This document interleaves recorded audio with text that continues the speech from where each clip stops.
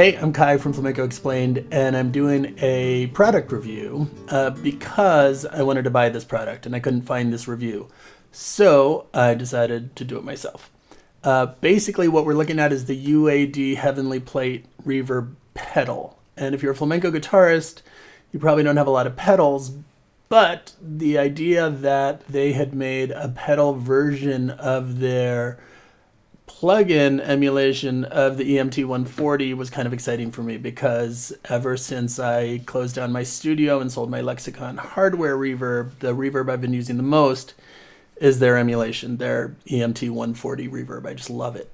So I thought, you can buy that in a pedal. The first pedal they came out with, the golden reverberator, was like closer to 400 bucks. It was stereo. That seemed kind of sexy. Then they came out with a mono version, which for live seemed very convenient, half the price. And then I also happened to get this one on sale for 99 bucks. So I kind of couldn't turn it down. So even though this review didn't exist, I just bought the pedal and figured I'll show people what it sounds like and also find out for myself.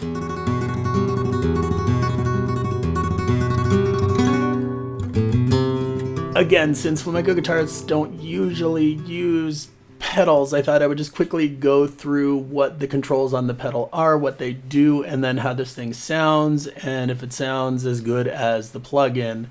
And of course, the original question was, does the plugin sound as good as the real thing? Kind of doesn't matter anymore. It's a great sounding plugin. It's an amazing reverb. So if you can get close to that and a pedal for 200 bucks, totally worth it. Most pedals are made for electric guitars, and they just don't sound that good through a microphone on a guitar, in my opinion. So the idea that there was a reverb that really was going to sound great on my guitar was kind of exciting. So let's take a look at the pedal. It's pretty simple, right? We have decay, which is really important. We're going to listen to that in a minute. We have mix, which is how much of the reverb is in the mix. And depending on how you use the pedal, you'll either have that at 100% or you'll adjust it to get what you want. We have pre-delay, which is really important if you're an electric guitarist, maybe a little less so for us. We will take a look at that. You have EQ, which is actually my favorite thing about this. When I had a studio, my console on the echo return, which is where the reverb would come in, had a very simple EQ on it, and that kind of made all the difference in a lot of mixes. So I love that this has EQ on it. And then finally it has modulation, which I hate. I keep it at 0, but we will look at that just in case you want to play with it, because maybe you're not me.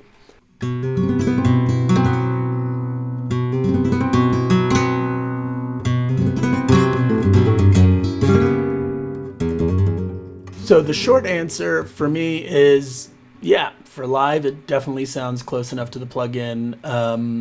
Honestly, I'm not techie enough to test whether it's an exact thing, but I imagine it's software, so it's probably the same algorithm, and to my ear, it sounds pretty close. The controls look a little different than they do on the plugin version, which I have up here, and we'll hear both before we're done. Anyway, let's take a look with the guitar at some of these controls, right? So here is my guitar without the reverb. I'm gonna just turn this on here.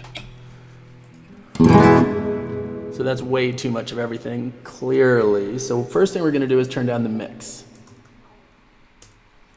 All right, so now we have still a lot, you know, sort of verging on that 80s too much reverb sound, which can be pretty glorious, actually. So this is the mix, the most obvious and kind of important control, right? If I turn that up, we're gonna get a lot of reverb. If you had it on an aux return, again, you would have it at 100%, but if you have it directly from your, if you have it patched in through your mic, then it's gonna be, you're gonna adjust it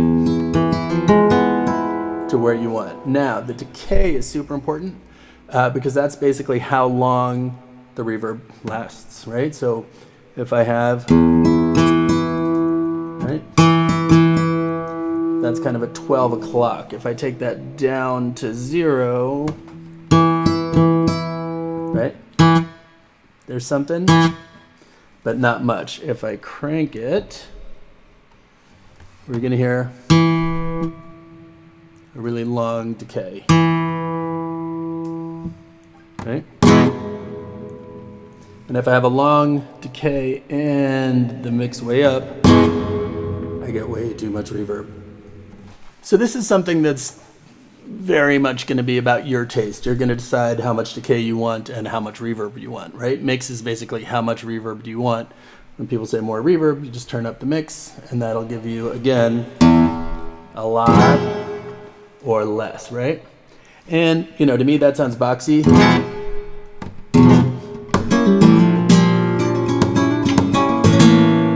It sounds a little boxy to me because the decay, for my taste, is a little short. Right now it sounds like there's a little too much of a really good sounding reverb. So for me, I would say 80% of getting the sound you want on this pedal is between the mix and the decay, right? You might want to bring up the mix a little more than you normally would and then see how you feel about the decay.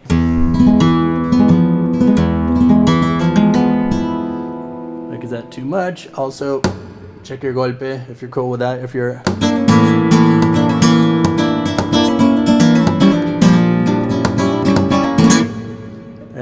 that could be a lot. If you have too much, you know, if you crank the decay, you might get a little too boomy, everything really, if you crank it too much, right? But the golpe in particular can get weird. So you find your reverb sound, as I said, basically between the decay and the mix, and you know, that's the better part of it.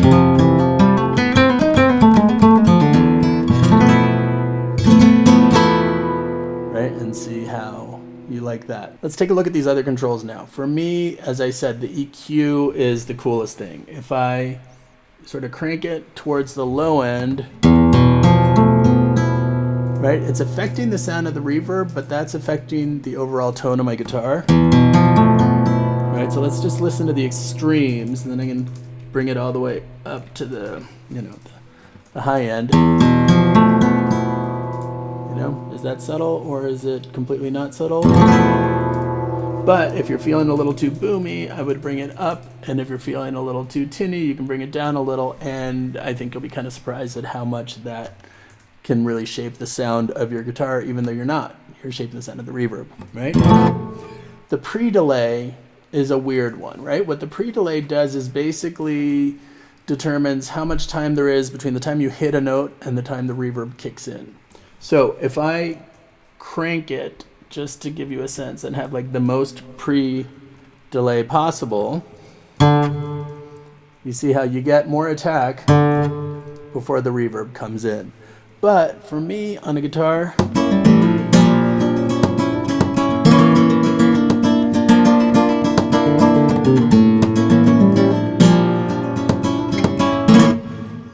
it's a weird, it's almost like an effect. So personally, I would take that down to very little or nothing, right? So that as I hit the note, the reverb kicks in. Now, if the reverb's cranked, then that note could get lost in the reverb itself. But if you have a more or less reasonable amount of reverb, I don't think that's going to be a problem, right? So I would rather hear than... I feel like the reverb calls attention to itself when you have that up. For electric guitar, it's going to be a really cool effect. Yeah, not for me.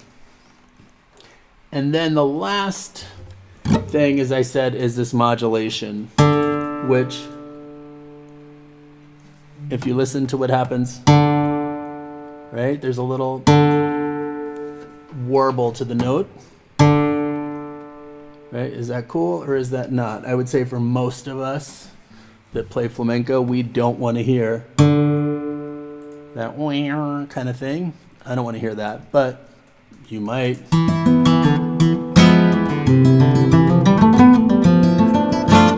Right? To me, that just messes things up. So personally, I'm going to keep that down.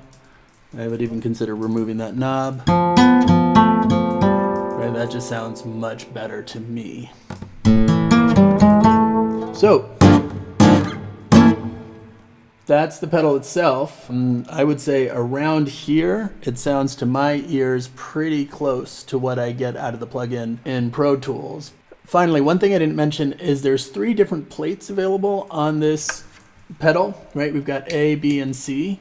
In theory, they're emulations of different plates. The plugin has the same options. I've always left it at B because honestly, I don't hear that big a difference. Or maybe I just chose B at some point, or that's the default. Let's hear the difference. If we're here, right? Let me do this.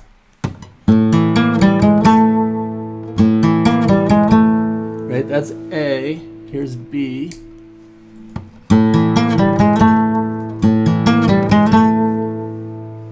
And here's C.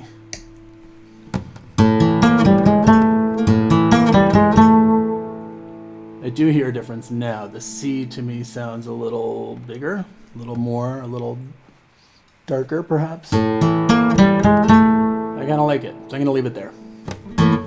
So now let's take a look at the plugin and see how that sounds, right? So I'm going to turn off our pedal. I'm going to turn on the plugin in Pro Tools. Right here at the plate select, just for fun, I'm going to switch it to C. Right? I can switch to B or the A plate.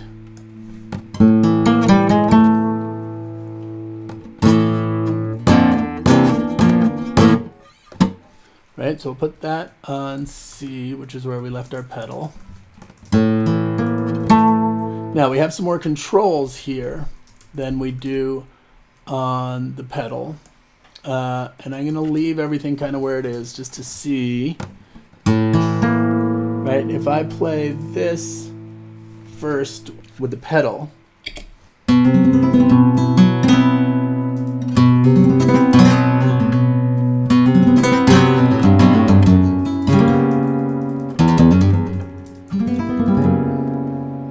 And now, with the plug-in, I'm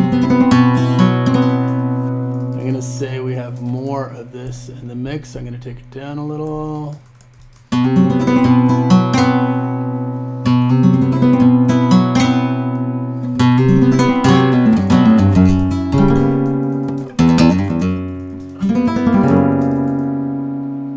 So at the end of the day, for me, this is definitely close enough to the plug-in that I'm going to keep this pedal. So why would you want a reverb pedal if you're a flamenco guitarist? Well, basically, it's portable reverb, right? Without having to take your computer, because most of us these days have our reverbs in plugins on our computer.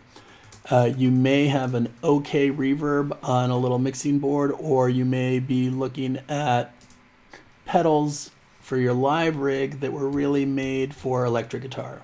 So what's great about this pedal is that obviously most pedals are not made for flamenco guitarists, right? Most of them, the vast majority, are made for electric guitarists. And while this is not a pedal that was specifically made for flamenco guitarists, this plate is just a gorgeous reverb. You know, like I said, I use this on almost every guitar recording, guitar mix that I ever do. So to have this in pedal form that I can take to use on a live gig or on a location recording, right, where I don't have my computer and I'm not recording into Pro Tools, it's pretty amazing. And for the price, it's just a fantastic reverb, and I totally recommend it.